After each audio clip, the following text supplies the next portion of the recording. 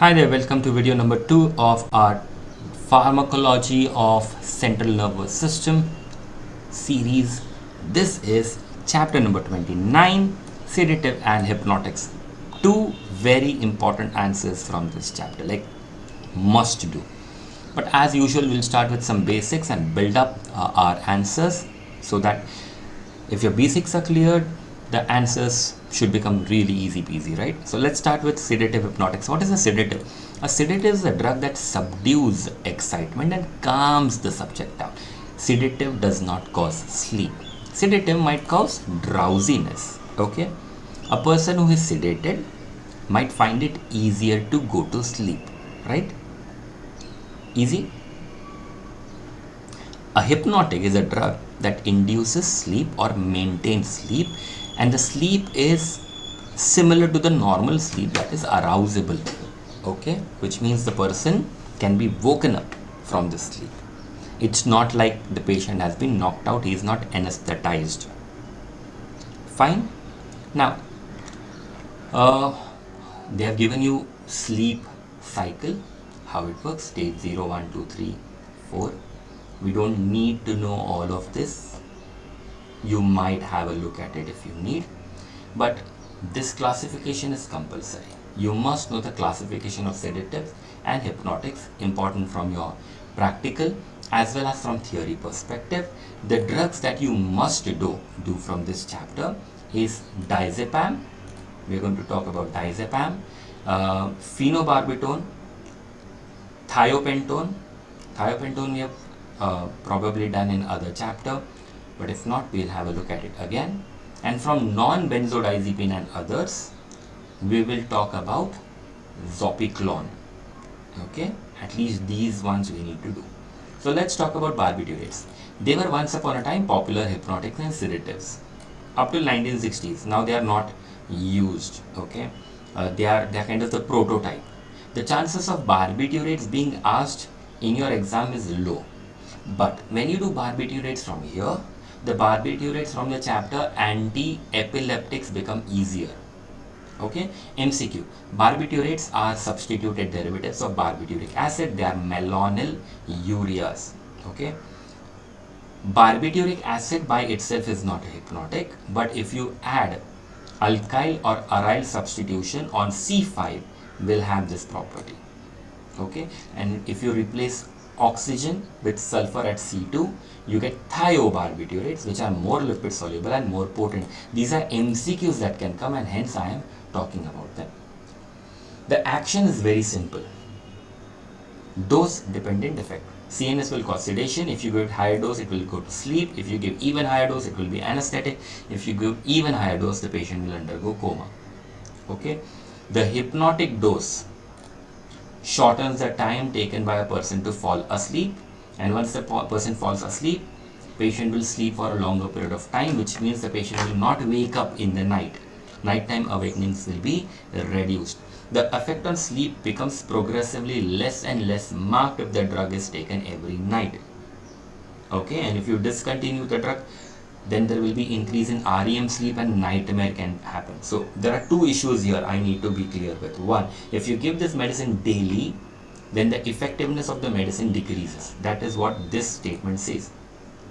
Okay, so if I give X mg to my patient on Monday, and the patient takes it on Monday, Tuesday, Wednesday, Thursday, Friday, Saturday, Sunday, another 10 days he takes it, the X amount of drug will not really work. If you stop the medicine, the patient will have nightmares. Okay, so this is not a good effect either ways. Another thing is, once you start taking this medicine, the patient appears to be sleeping, but his sleep pattern changes.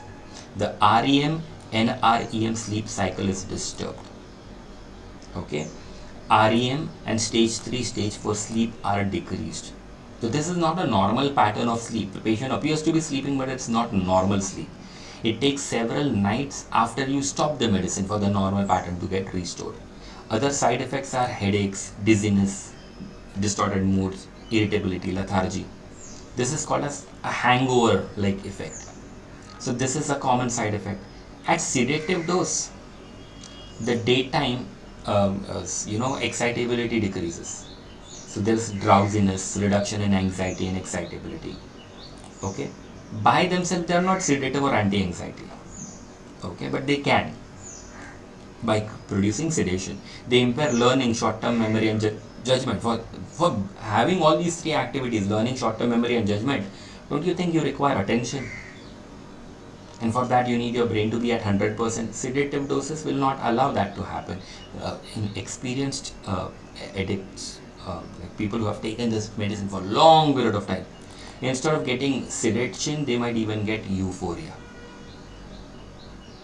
Barbiturates do have anticonvulsant properties, and hence phenobarbital is mentioned in the next chapter, chapter number 30, anticonvulsant. How does it work? The good news, you don't really need to know the mechanism of action from this chapter because you already have studied it in the chapter number 30. Barbiturates act on the GABA benzodiazepine receptor chloride channel complex. They potentiate GABAergic inhibition. They increase the opening time. This is called as the lifetime. Increase the lifetime of chloride channel opening. So if one GABA molecule comes and opens the chloride channel for 1 second, when you give barbiturates, that one GABA molecule will open the chloride channel for 3 seconds. Okay. We are going to talk about benzodiazepines in this chapter itself. Benzodiazepines increase the frequency of chloride channel opening. So one GABA molecule opening chloride channel one time, in presence of benzodiazepine, the same molecule will open the chloride channel 3 times or 4 times. Okay. Now, they don't bind to the BZD receptor. Okay. They bind to another site, and they facilitate the function of GABA. This is all you need to remember. All this remaining thing is not important. At high doses, it will inhibit the calcium-dependent release of neurotransmitter, depress glutamate-induced neuronal depolarization through AMPA receptors. This is kind of an excitatory amino acid receptor, and depress voltage-sensitive sodium and potassium channels also. So many action it has. Please remember all. You don't need to know the other action. That's fine. As far as pharmacokinetics is concerned, you need to know 3 processes: redistribution, metabolism, excretion are involved in action of termination of action of barbiturates. This is the only thing that you need to remember. Okay. As far as uses, phenobarbital is used in epilepsy, and thiopentone or methotrexate is used in anesthesia. Nobody uses barbiturates now. It's gone. This was because of the adverse effects. Mental confusion, impaired performance, traffic accidents used to happen in people who used to take them because people could not be focused anymore. People have even become tolerant and dependent, okay, because of using this. And in acute barbiturate poisoning, which was mostly suicidal, people, you might have heard about people trying to kill themselves by taking a bunch of sleeping pills. That's what barbiturates were, sleeping pills. Because now barbiturates are not available only in the market, poisoning also has kind of decreased, right? But the manifestations used to be CNS depression. Patient used to be flabby and comatose. They had shallow and failing respiration. There was fall in BP, cardiovascular collapse, renal shutdown used to happen, pulmonary complication. Many people used to get bullous eruption on their skin. The treatment was gastric lavage, try to remove all the unabsorbed medicine. Activated charcoal could be put so that absorption does not proceed, and then supportive measures used to be given. Keep airway patent, assisted respiration, oxygenation, maintain blood volume, maintain blood pressure by using vasopressors, maintain urine output, stuff like that. And alkaline diuresis, 1 milliequivalent per kg IV sodium bicarbonate with or without mannitol can flush out barbiturates from the body. Please note, there was no anti-barbiturates.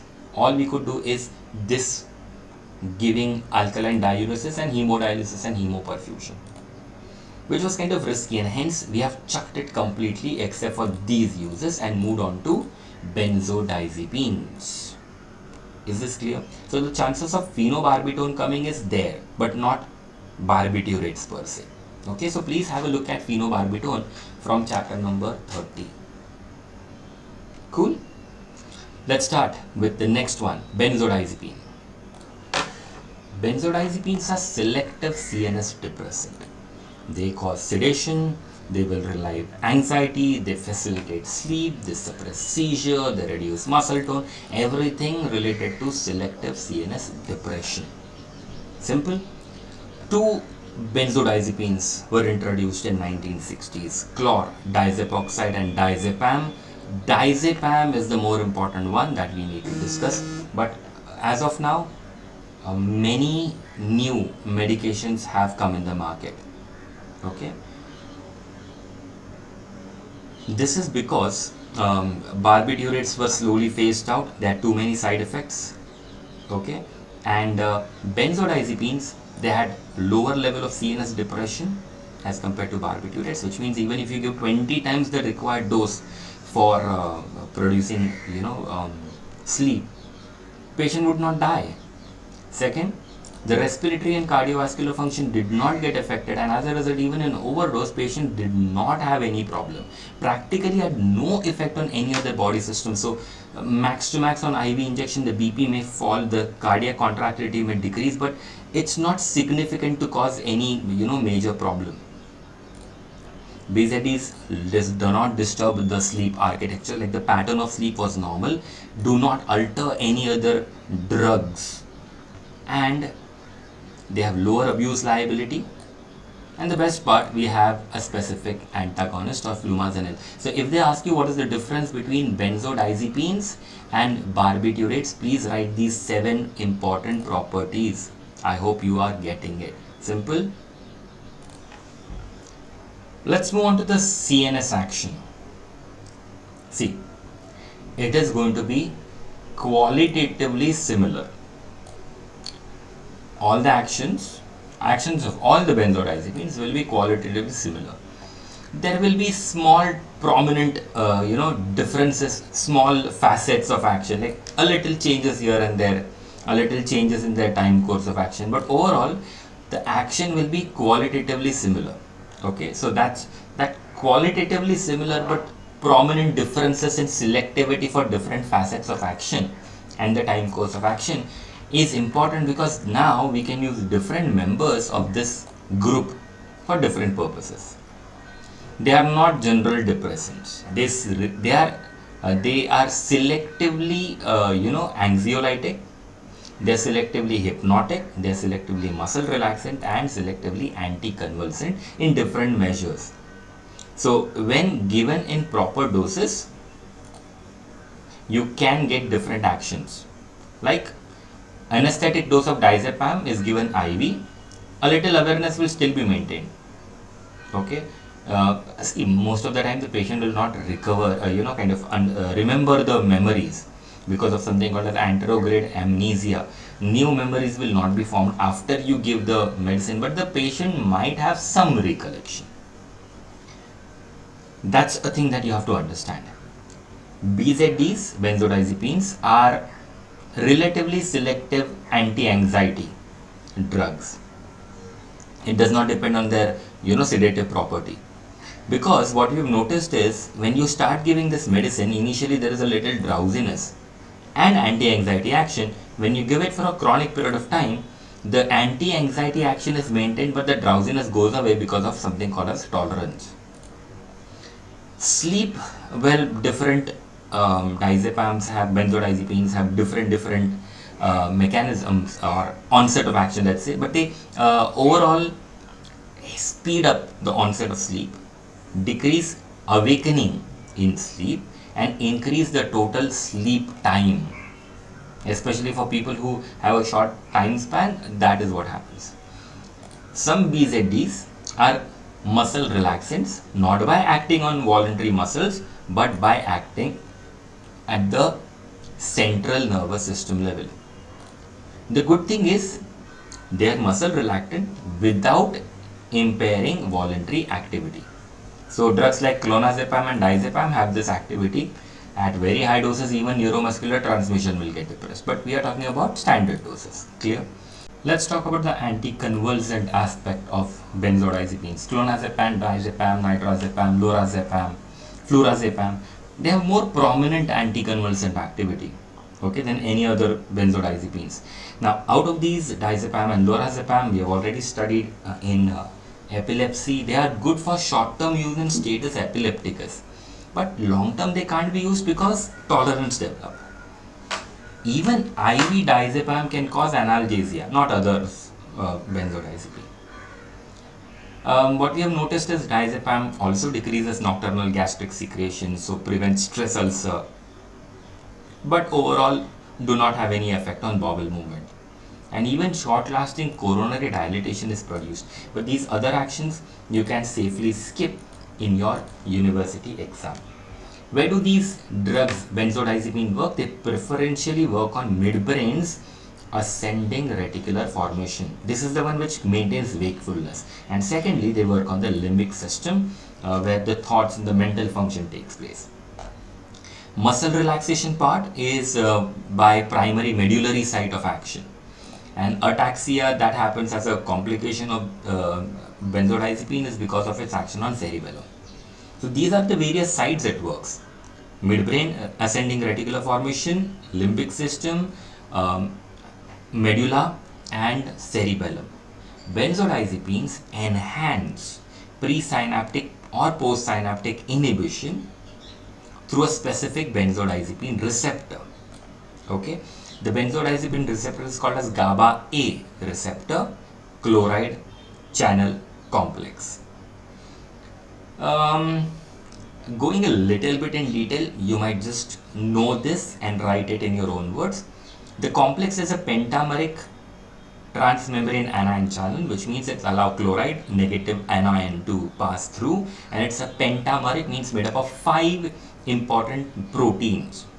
Okay, this is gated by the primary ligand GABA.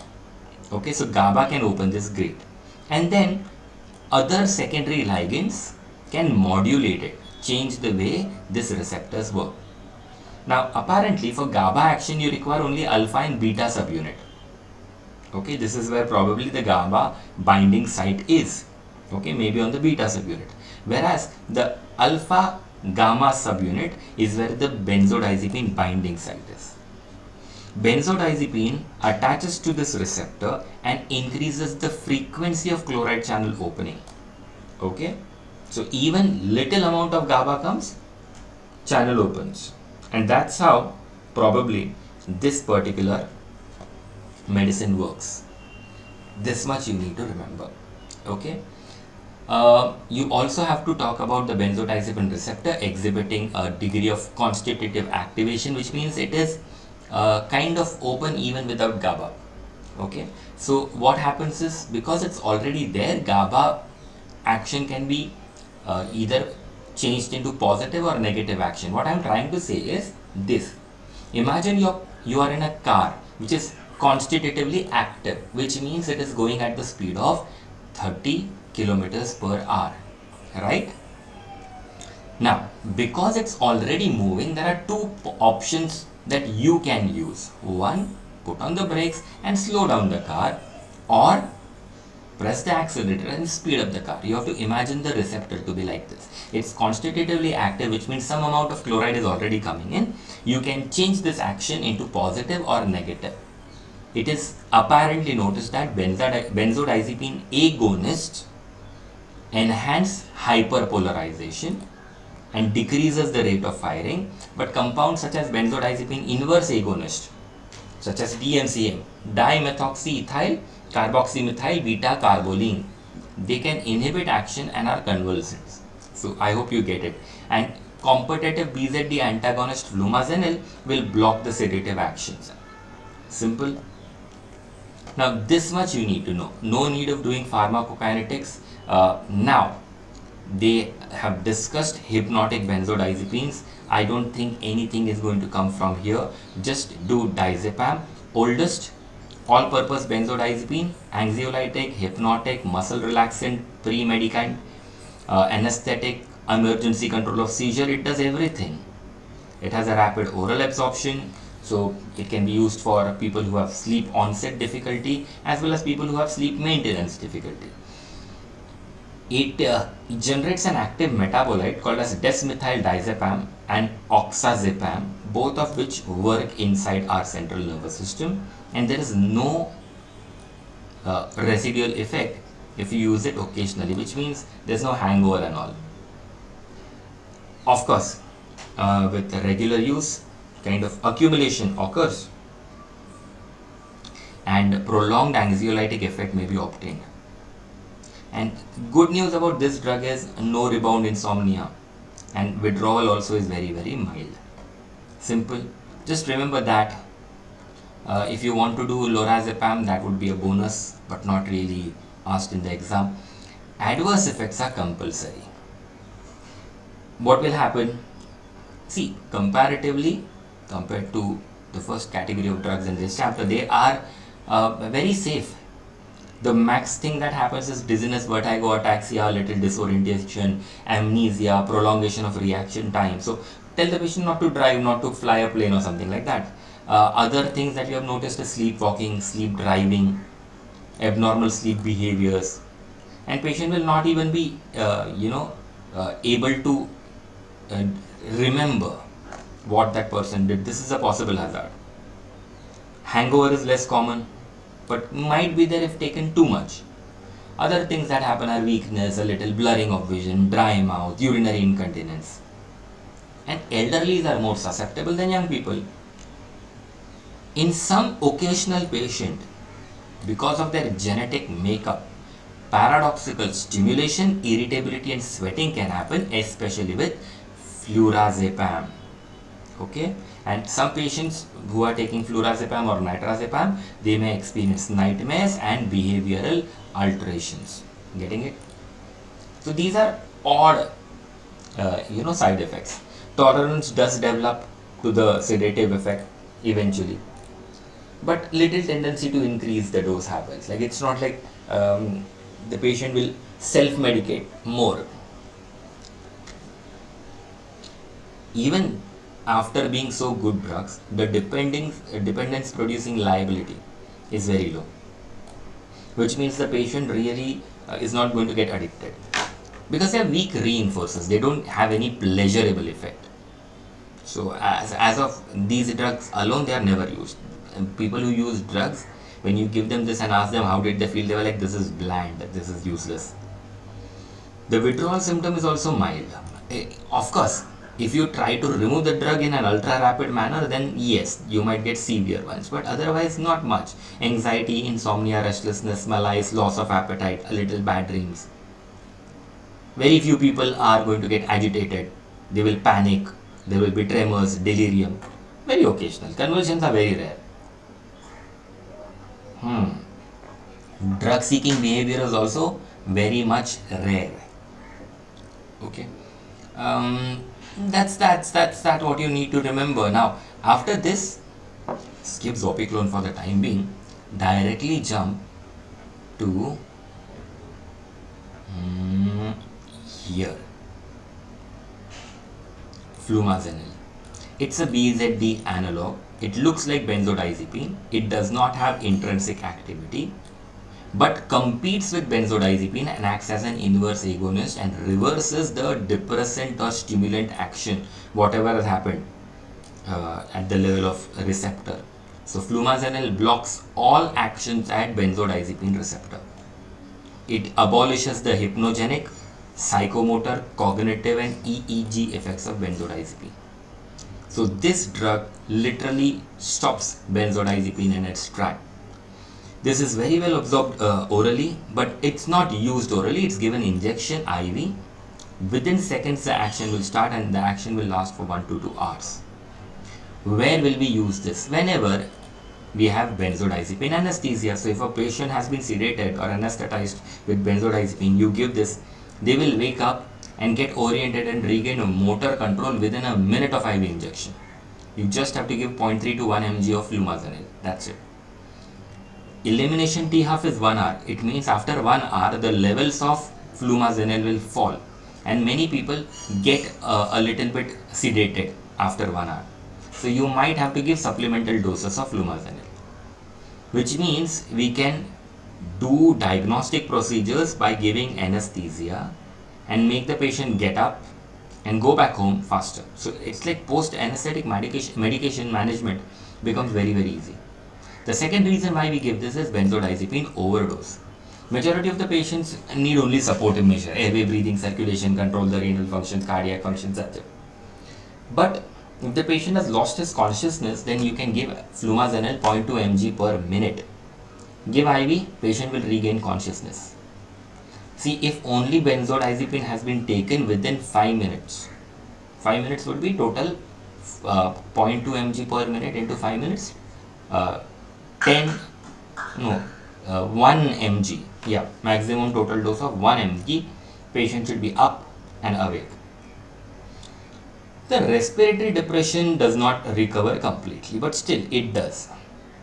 The good thing is, even zolpidem like non-benzodiazepines, that action can be reversed by flumazenil. Okay. Now, if a patient has taken a mixed CNS depressant poisoning, then the sedation that is not reversed even after 5 mg of flumazenil is because of a non-benzodiazepine, non-zolpidem like depressant. So you'll have to search for what other medication that patient has taken. Okay. Actually, in mixed overdose, giving flumazenil is risky, especially if the combination is benzodiazepine plus TCA, tricyclic antidepressant. Okay, it can even be hazardous and presently dependent subject. It will precipitate withdrawal, so be careful. Overall, this drug is very safe, very well tolerated. The only thing is sudden reversal of benzodiazepine action, and that causes agitation, discomfort, fearfulness, anxiety, coldness, and withdrawal seizures. But these are rare side effects. Simple. Okay. Now that we are clear with benzodiazepines and flumazenil, let us talk about uses of benzodiazepine. Hey, we already know this. Let's put everything together as a hypnotic.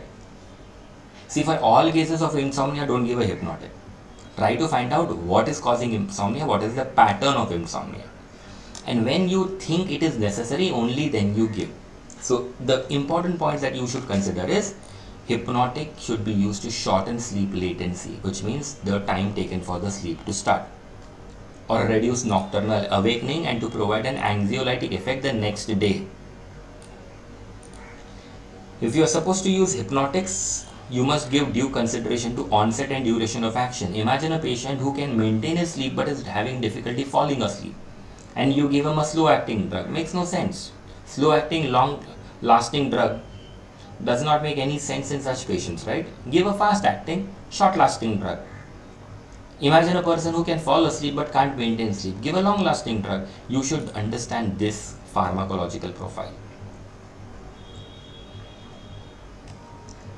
If you don't give the correct drug and the correct dosage, there is a good enough chance that the next day patient will be either too sedated or has anxiety because of either longer acting or shorter acting drugs. So select your patient and the medicine properly. On regular use, any hypnotic will become ineffective. So this medicine should be given intermittently. MCQ, except zolpidem like drugs, they don't become ineffective, others do. Okay. And more important than what is seen on an EEG or your sleep studies, ask for patient's own assessment. How is he or she feeling? Okay. Insomnia arises in variety of conditions. Let's talk about that. Insomnia is classified as chronic if it is more than 3 weeks duration. Should we be giving hypnotics in this situation? It's kind of uncertain. The patient might just have a personality disorder, or there's no specific stress factor to definitive personality disorder. He may have to use hypnotics for long period. He may have used it, so now he is becoming tolerant, or he might have been an alcoholic, have some other somatic disease because of which the patient is remaining awake. Okay. Do you need to know all this? I'm just giving you a gist so that you know what is important. So in such patients, what you do is simple. You start this patient with aerobic exercises, mental relaxation strategies, avoid anxiety, about the past, about the future. While in bed, at least don't do that. Attempt sleep when there is sleepiness. Okay, like don't postpone sleep. Avoid napping at daytime. Maintain regular sleep wake timing. Other sleep hygiene measures, like there are nighttime rituals you can do, make your own bed, put a nice night lamp, read a book, have a bath. Don't drink coffee or alcohol after 5 p.m. in the evening. Treat any somatic illness, psychotherapy, and then we also have controlled sleep curtailment. These may be successful. See, somebody who has a good night's sleep will have a good day. Simple. Of course, if a person has obstructive sleep apnea, a condition where the patient is snoring and in between that snoring his respiratory tract actually stops functioning, it closes because of maybe obesity, then you have to treat that. Okay, don't give hypnotics, otherwise the patient will definitely die in his sleep. Okay, in case you decide to give a hypnotic, once every 3 days is a good gap. So the risk of tolerance and abuse are pretty maximum with chronic insomniac, so be very strict with the number of medicines you are giving. Okay, insomnia is short term. It is if it is between 3 to 21 days. This happens in emotional problems like something went wrong at office, or somebody died, or a physical illness. These are usual causes. Patients will have difficulty in starting their sleep or may wake up early. So in such cases now, you might start use of low dose appropriate drug depending on which sleep disturbance the patient has. Right? Remember, we just spoke about how if the patient is having difficulty in falling asleep but can remain asleep, give a short acting drug. If the patient has difficulty maintaining sleep, give a long acting drug. Okay, try to give a hypnotic which is free of residual effect. But if anxiety is also a factor, then of course think about benzodiazepine, which will extend the action, will extend it to the next day. Try it for 2 or 3 weeks only, otherwise stop this medication. Something else is wrong. And if the patient has transient insomnia like 1 to 3 days, this is probably like what happened in many religious festivals. It used to happen once upon a time in India during festivals such as Ganesh Chaturthi and Dandiya. It also happens during some festivals, Eid and all, which they celebrate at night, 31st of December. These are like unusual noises that you will be suffering for a short period of time, or an overnight stay in a new place, unusual pattern of work, shift workers, intercontinental travel, getting jet lagged. So try giving a rapidly eliminated hypnotic. So there will be no residual effect for the next morning. In these cases, the newer non-benzodiazepine hypnotics are better as compared to the other ones. Other effects we already know. Benzodiazepines are anxiolytic, they are anticonvulsant, they are centrally acting muscle relaxants for muscle spasms and spasticity. They are pre-anesthetic medications given as IV anesthetic. They can even have conscious sedation. And before electroconvulsive therapy or electrical cardioversions, okay, or endoscopies, many such minor procedures you can give so that there is calming, amnesic, analgesic, muscle relaxant properties, and they are relatively safe also.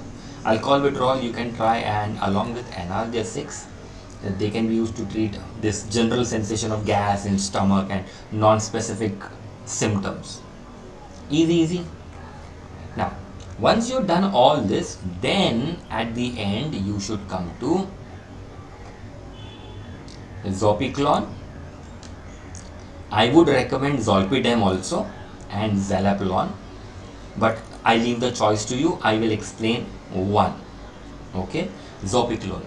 This is the first of the non-benzodiazepine hypnotics. Acts as an agonist at benzodiazepine receptor subtype involved in the hypnotic action. The effect is like benzodiazepine, but the good news is it does not interact with that REM sleep. It does tend to prolong stage 3 and stage 4, but overall the sleep architecture is not disturbed. Simple. Some degree of next morning impairment can happen, but that's fine. Zopiclone is good to be used as a drug to wean off insomniacs who have been taken benzodiazepine. So imagine a patient who has been on benzodiazepine for months. Now you try to give Zopiclone so that you can reduce the benzodiazepine. Simple. Zopiclone is for short-term insomnia. Side effects, of course, would be there. A metallic taste, bitter aftertaste is there, impaired judgment and alertness can happen. There is psychological disturbance, dry mouth, and milder dependence is there, but overall it's safe. Now, I recommend doing Zolpidem and Zaleplon because these are odd questions, but they have similar, properties. So have a look whenever you have time. This should be it from this chapter. This is Dr. Avinash signing off for now. Take care, keep studying. Oh, but before I end, now this is also a good time, now that you have done all these things from chapter number 29, why not also have a look at